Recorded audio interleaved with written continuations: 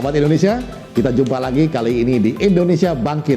Bangkit dari mana? Kita mau bicara soal kebangkitan industri pariwisata yang selama ini terpuruk gara-gara pandemi COVID-19.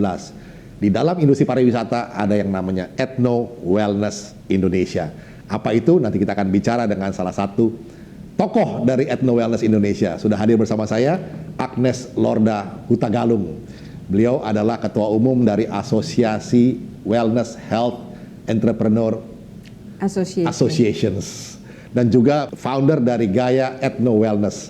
Nah, kita mau bincang-bincang seputar industri Ethno Wellness. Apa itu dan bagaimana bisa membawa Indonesia bangkit kembali, terutama di industri pariwisata. Mbak Agnes Lorda Hutagalung, apa itu Ethno Wellness? Ethno Wellness itu sebenarnya adalah Ethno dan Wellness. Wellness yang digali, ditemukan kembali dari Ethno. Indonesia punya sekian ribu pulau, sekian ratus etnis. Kami sejak 9 tahun yang lalu telah menemukanali 15 Ethno Wellness Indonesia. Jadi Ethno Wellness ini lebih berkaitan kepada kesehatan ya? Sebenarnya memang demikian, dan kesehatan itu adalah yang berdasarkan budaya kita. Budaya kita itu kalau dilihat secara antropologis, nenek moyang kita sangat menghargai alam. Oke. Jadi ini hubungan antara alam dan manusia. Oh, oke. Alam dan manusia ini menimbulkan filosofi, local wisdom. Jadi ini beda dengan spa, panti pijat, atau geria-geria kesehatan seperti yang biasa kita kenal ya? Pasti beda, karena pijat hanya salah satu dari bagian kita. Atau kalau dengan pengertian spa yang dipahami oleh kebanyakan Pemda, terutama Pemda DKI, ya memang beda. Mungkin Pemda DKI taunya spa yang seperti itu, yang Alexis, yang apalagi Delta. Ya. Ini sangat beda. Ya, sahabat Indonesia, ini penting sekali untuk melakukan satu pembedaan, distingsi antara Ethno Wellness yang dikatakan oleh Ibu Agnes Lorda Hutagalung bahwa ini berasal dari tradisi nenek moyang dan juga keragaman dari budaya etnis di Indonesia yang katanya ada ratusan ya Mbak ya? Etnis kita ada 700 sekian. Ada 700-an sekian, dan mereka mewarisi satu budaya kepada kita di zaman sekarang ini dengan salah satu segmennya untuk kesehatan. Misalnya di Toba katanya ada apa yang namanya tuh? Ada ukup, markup. Kemudian di Madura ada lagi. Ada soosop. Ada soosop. Jakarta aja Betawi. Ada tangas. Ada tangas. Nah, itu contoh-contoh dari Ethno Wellness.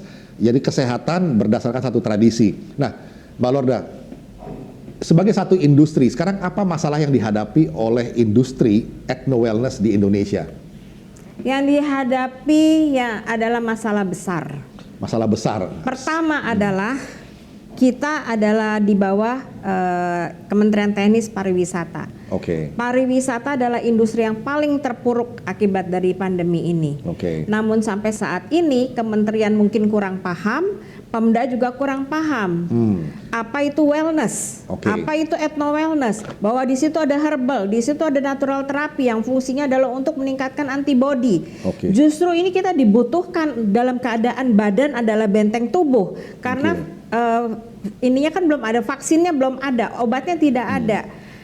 Nah, sekarang yang seperti ini yang dibutuhkan untuk antibodi, untuk benteng tubuh, justru belum diberi izin untuk buka kembali, untuk beroperasi. Yes. Nah, sahabat Indonesia, ini satu ironi ya. Saya dengar katanya seperti salon atau yang lainnya yang juga mirip-mirip atau namanya high touch industry, di mana customer dengan terapisnya itu saling bersentuhan, selama dia mengikuti protokol itu diizinkan. Tapi di industri Ethno Wellness bagaimana sekarang ini ya? Kita sudah berusaha berkomunikasi dengan Pemda. Ya. Jadi belum diizinkan? Diajak komunikasi aja Pemdanya nggak tahu kemana. Nah, diberi bukti-bukti evidence dalam bahasa Inggris, karena kan ini international studies. Ini izin dari Pemda DKI? Iya, yang menentukan kita boleh buka atau enggak kan Pemda toh. Tapi komunikasi susah, dikasih dokumen klinis medisnya bahasa Inggris, nggak mau mikir, kita suruh terjemahkan. Ya dia terjemahkan sendiri pakai Google Translate gimana?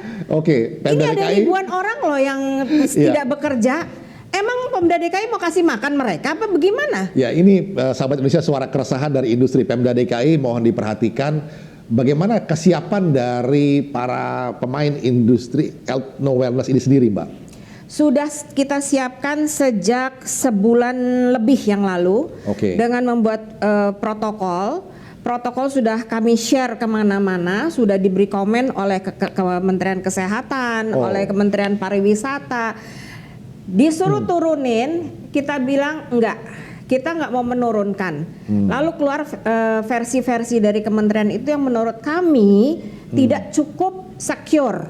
Sehingga kita tetap mempertahankan apa standar yang menurut kami secure buat consumer. Jadi intinya dari industri sendiri sudah siap sebetulnya. Sangat siap. Segala protokolnya, infrastrukturnya untuk membuka kembali. Setiap minggu kita training virtual, semua kita check-in. Yes, kita sudah siapkan juga sistem audit yang ditandatangani oleh 3 ketua asosiasi terkait. Dalam hal ini Indonesia Wellness Master Association, Wellness and Healthcare Entrepreneur Association, dan Indonesia Spa Professional Association. 3 asosiasi ini yang mewakili akademisi, pengusaha, dan profesional, kita akan tanda tangan suatu sertifikat yang menyatakan bahwa memang kita komit terhadap new protokol.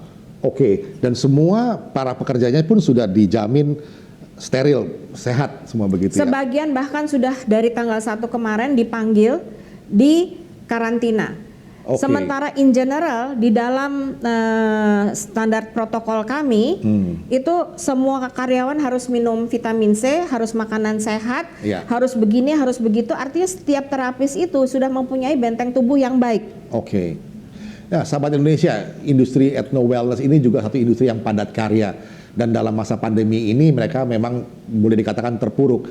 Dan dalam kesiapannya yang sudah dilakukan habis-habisan oleh para pemain lapangannya, tinggal menunggu satu kesempatan untuk dibuka kembali supaya mereka bisa berkarya dan bekerja kembali dalam situasi new normal. Segala protokol pun sudah disiapkan. Semoga ini menjadi perhatian dari pemerintah pusat maupun pemerintah daerah, Pemda, agar segera bisa memperhatikan segala keprihatinan yang dihadapi oleh industri ini. Kita jumpa lagi di kesempatan berikutnya.